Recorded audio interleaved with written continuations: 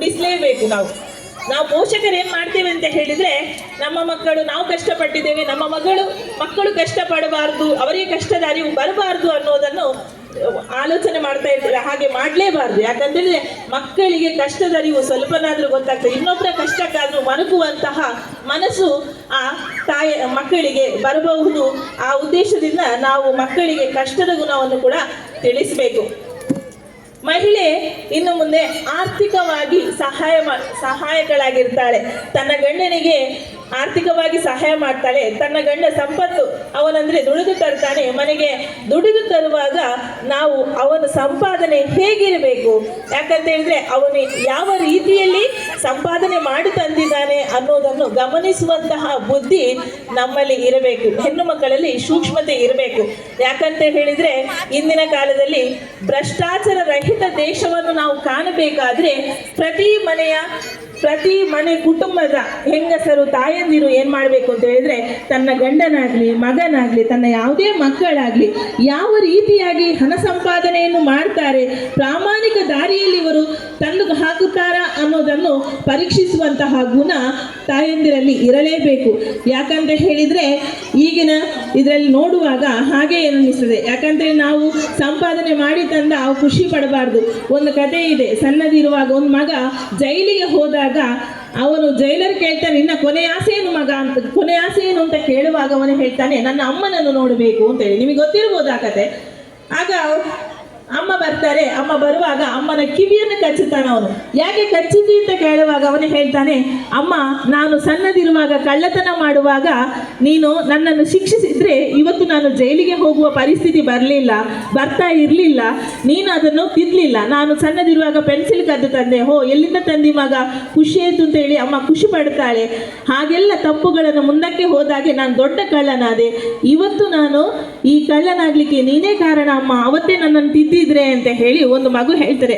ಅದೇ ರೀತಿ ನಾವು ಮಕ್ಕಳನ್ನು ಸಣ್ಣದಿರುವಾಗಲೇ ತಿದ್ದಿಕೊಂಡು ಪ್ರಾಮಾಣಿಕವಾಗಿ ಬಂದ ನಮ್ಮ ಸಂಪತ್ತು ನಮಗೆ ಶಾಶ್ವತವಾದದ್ದು ಅಂತ ಹೇಳ್ತಾ ಇದ್ದೇನೆ.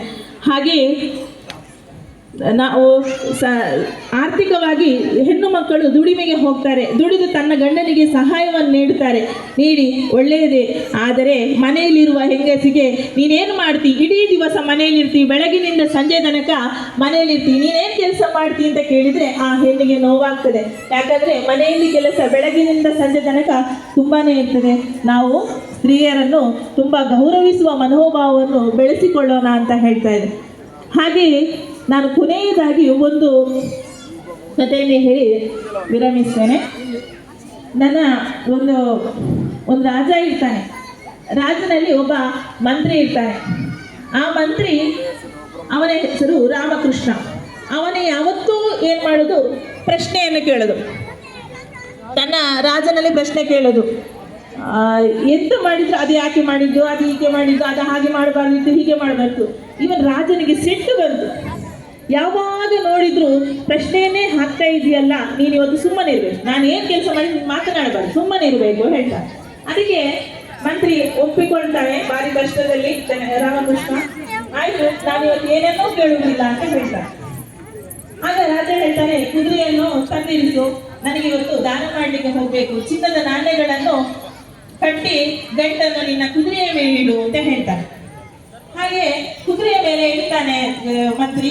ಕುದುರೆಯ ಮೇಲೆ ಇಟ್ಟಾಗ ರಾಜ ಕುದುರೆಯ ಮೇಲೆ ಇಟ್ಟು ಹೊರಡುವಾಗ ಹೇಳ್ತಾನೆ, ನೀನು ಹಿಂದಿನಿಂದ ನೋಡಿಕೊಂಡು ಬಾ, ಹೇಳಿದಷ್ಟು ಮಾಡಬೇಕು ಹೇಳಿದಲ್ಲ. ಇವನು ಆಯ್ತು ಹೇಳಿದ, ನಾನು ಹೇಳಿದಷ್ಟು ಮಾಡ್ತೇನೆ, ಅದಕ್ಕಿಂತ ಜಾಸ್ತಿ ಮಾಡೋದಿಲ್ಲ ಅಂತ ಹೇಳಿ ಹೇಳಿದಷ್ಟು ನೋಡಿಕೊಂಡು ಬಾ, ಆಯ್ತು ಅಂತ ಹೇಳಿ ನೋಡಿಕೊಂಡು ಬರ್ಲಿಕ್ಕೆ ಹೇಳ್ತಾನೆ. ಇವನು ಮುಂದಕ್ಕೆ ಹೋಗ್ತಾ ಇರುವಾಗ ಅಲ್ಲಿದ್ದ ಚಿನ್ನದ ನಾಣ್ಯಗಳು ಒಂದೊಂದೇ ಕೆಳಗೆ ಬೀಳ್ತಾ ಇದೆ. ಆ ಚಿನ್ನದ ನಾಣ್ಯಗಳು ಬೀಳ್ತಾ ಇರುವಾಗ ಇವನು ಬಿದ್ದಿದೆ ಅಂತ ಹೇಳ್ತಾ ಇಲ್ಲ ರಾಜನಲ್ಲಿ. ಏನ್ ಮಾಡ್ತಾನೆ, ನೋಡಿಕೊಂಡು ಹೋಗ್ತಾನೆ. ಅಲ್ಲಿ ಮುಟ್ಟುವಾಗ ನದಿಯ ಹತ್ತಿರ ಹೋಗ್ಬೇಕಾದ್ರೆ ಈ ಚಿನ್ನದ ನಾಣ್ಯಗಳೆಲ್ಲ ಬಿದ್ದೆಲ್ಲ ಮುಟ್ಟು ಹೋಗಿರ್ತದೆ. ರಾಜ ಹೇಳ್ತಾನೆ, ಎಲ್ಲಿ ಹೋಯ್ತು ಚಿನ್ನದ ನಾಣ್ಯ? ಚಿನ್ನದ ನಾಣ್ಯ ಬಿಟ್ಟುಕೊಂಡು ಬಂದಿದೆ. ಮತ್ತೆ ನೀನು ಯಾಕೆ ಹೇಳಿಲ್ಲ? ನಾನಕ್ಕೆ ನಿಮ್ಮ ಮಾತನಾಡಬಾರದು, ಹೇಳಿದಷ್ಟು ಮಾಡೋದು ಹೇಳಿದಲ್ಲ, ಮತ್ತೆ ಯಾಕೆ ನಾನು ಹೇಳಬೇಕು ಅಂತ ಹೇಳಿದ. ಆಗ ರಾಜ ಆಯ್ತು ಮಾರಾಯ ಅಂತ ಹೇಳಿಕೊಂಡು ನೇರ ಸ್ನಾನಕ್ಕೆ ಹೋದ. ಸ್ನಾನಕ್ಕೆ ಹೋಗಿ ಅವನ ಬಟ್ಟೆಗಳನ್ನು ಇವನ ಕೈಯಲ್ಲಿ ಕೊಟ್ಟು ಹೋದ. ಅವನು ಸ್ನಾನ ಮಾಡಿದ.